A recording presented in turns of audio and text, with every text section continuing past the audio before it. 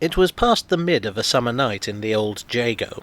The narrow street was all the blacker for the lurid sky, for there was a fire in the farther part of Shoreditch, and the welkin was an infernal coppery glare. Below, the hot heavy air lay, a rank oppression on the contorted forms of those who made for sleep on the pavement, and in it, and through it all, there rose from the foul earth and the grimed walls a close mingled stink, the odour of the Jago. This is the opening of Arthur Morrison's novel of 1896, A Child of the Jago. It's a tale of crime and poverty that was a bestseller on first release. In many ways, the Jago is the main character. It's a fictional slum located in the East End of London, a hopeless place of filth and deprivation, an inescapable black hole. From where, off Shoreditch High Street, a narrow passage set across with posts gave menacing entrance on one end of Old Jago Street to where the other end lost itself in the black beyond Jago Row. From where Jago Row began south at Meakin Street to where it ended north at Honey Lane, there the Jago. For 100 years the blackest pit in London lay and festered. And halfway along Old Jago Street a narrow archway gave upon Jago Court, the blackest hole in all that pit. A square of 250 yards or less, that was all there was of the Jago, but in that square the human population swarmed in thousands. Old Jago Street, New Jago Street, half Jago Street lay parallel east and west. Jago Row at one end and Edge Lane at the other lay parallel also, stretching north and south. Foul ways all. What was too vile for Kate Street, Seven Dials and Ratcliffe Highway in its worst day, what was too useless, incapable and corrupt, all that teemed in the old Jago. Although Morrison invented the Jago, it is instantly identifiable as the Old Nickel, a real-life slum that was indeed located just off Shoreditch High Street. The Old Nickel, also known as Friars Mount, is long gone. Since 1900 it's been the Boundary Estate. This was Britain's first council estate, and to understand why it was built here, we need to look into the history of the East End, and the Old Nickel in particular.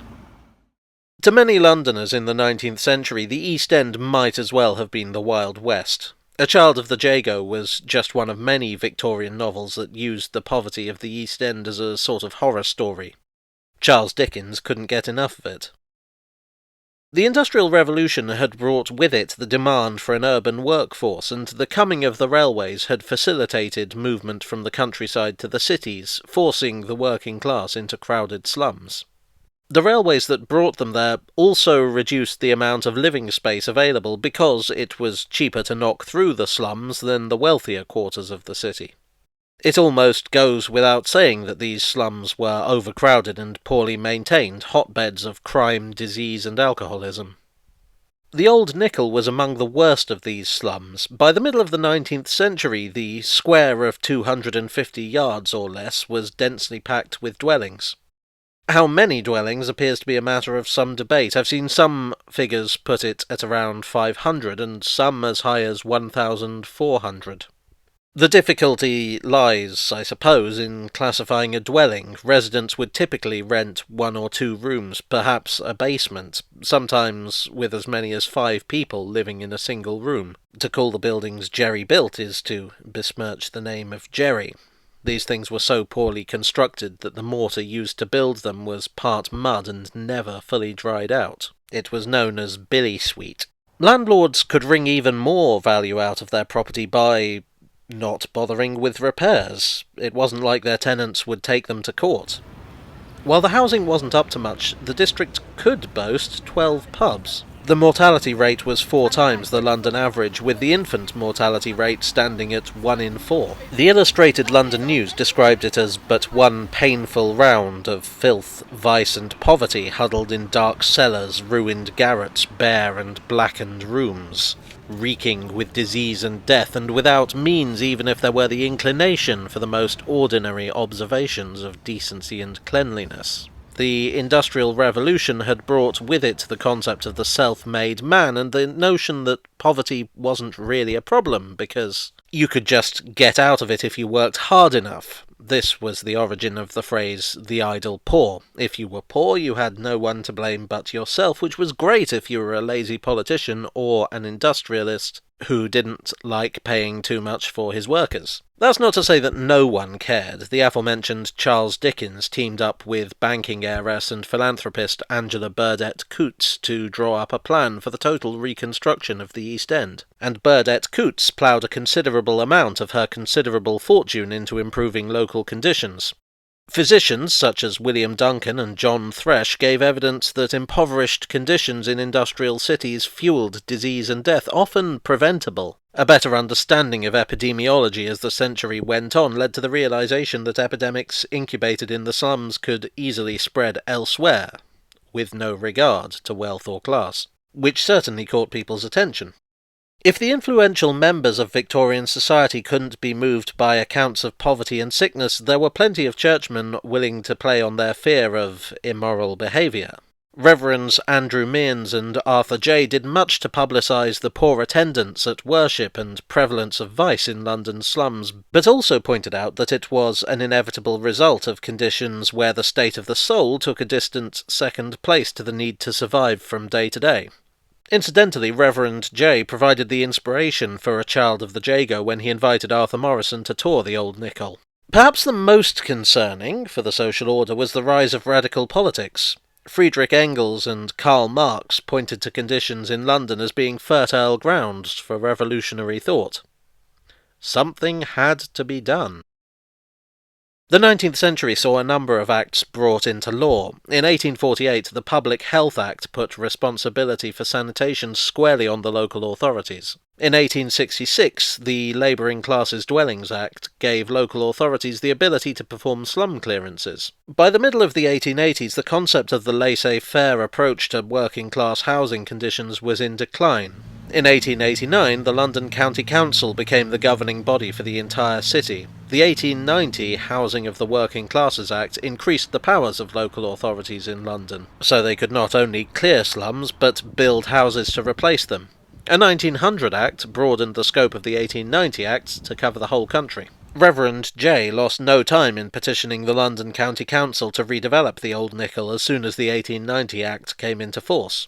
He and the architect Owen Fleming devised the Boundary Street Improvement Scheme. Fleming was influenced by the ideas of John Ruskin and William Morris, who believed that beauty and variety were essential aspects of housing. Fleming imagined an urban village. With his team of architects, he came up with the Boundary Estate, which would include a variety of different architectural styles, as well as shops, light industry and green space. He formed a team of 19 like-minded architects to bring the vision to life. In 1891, ironically 5 years before A Child of the Jago would draw people's attention to the area's conditions, slum clearance began. Despite the desperate conditions, many were not too keen on being forcibly uprooted. There were residents who had lived in the area for generations, who had businesses there, who saw the clearance as needless interference and potentially ruinous. Criticism also came from outside. A letter to the journal British Architect complained that council housing would sap the morale of the working class, who would begin to feel purely ornamental because they hadn't worked for their houses, education, or anything else the state might provide. Next you'll be giving them free healthcare or something.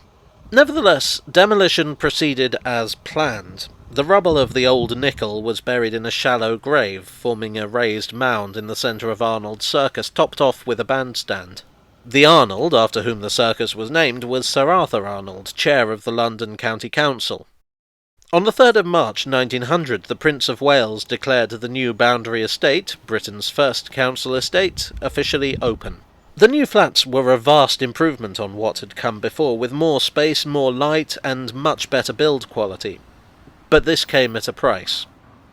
Rent was 3 shillings per room per week, twice that of the slum dwellings, and well out of the range of many of the former inhabitants. The justification for this was that the flats would attract the more well-off members of the working class who would vacate their old houses, which could be taken over by the former slum dwellers, creating an overall improvement in conditions. In practice, it didn't really work like that, and the slum dwellers just ended up moving into other slums. These days, the socialistic ethos of Owen Fleming has been somewhat diluted. The improvement in London's transport network and the rise of the suburbs mean that living in the city proper has gone from a necessity to a luxury. The right-to-buy scheme of the 1980s has resulted in some 40% of the flats entering the private market, and rents these days tend to be somewhat over £2,000 a month. Nevertheless, two-thirds remain in council ownership. From 2004, the Friends of Arnold Circus have taken over care of the garden and bandstand, and much of the estate is now Grade 2 listed. The likes of Charles Dickens and Arthur Morrison probably wouldn't recognise the modern East End. The drive of people like Angela Burdett Coutts, Owen Fleming and Arthur J has undoubtedly improved conditions in the area,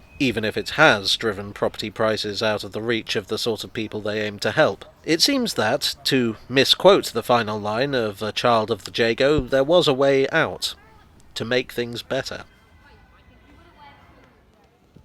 Well, I hope you enjoyed this video. If so, then the like button is keen to accept your charity, and you may wish to subscribe for more of my videos on London and its history. I often get asked if the name Jago Hazard is actually a reference to A Child of the Jago. Funny story. No, it isn't. Thanks as always to my donors on Ko-fi and Patreon. You are the Owen Fleming to my Reverend J. And I'll see you all again very soon. Cheerio.